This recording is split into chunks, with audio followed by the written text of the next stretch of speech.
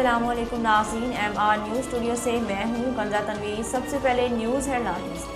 وزیر اعظم عمران خان آج قوم سے خطاب کریں گے۔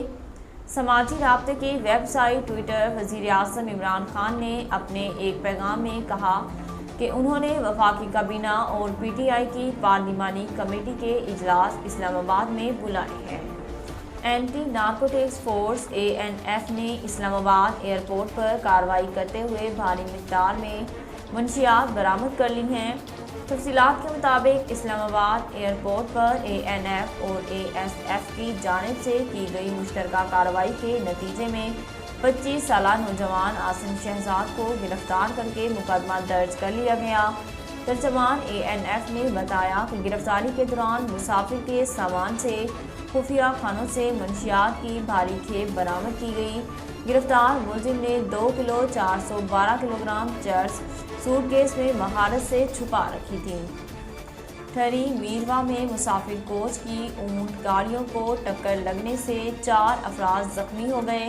تفصیلات کے مطابق یہ افسوسناک واقعہ ٹھری میرواہ میں مہران نیشنل ہائی وے پر پیش آیا، جہاں تیز رفتار مسافر کوچ کی 3 اونٹ گاڑیوں کو ٹکر لگنے سے 4 افراد شدید زخمی ہو گئے۔ ریسکیو حکام کا کہنا ہے کہ زخمیوں میں 2 کی حالت تشویشناک ہے، تاہم تمام زخمیوں کو ٹھری میرواہ ہسپتال منتقل کر دیا گیا۔ پولیس نے بتایا کہ حادثے کے بعد کوچ ڈرائیور کوچ سمیت موقع سے فرار ہونے میں کامیاب رہا۔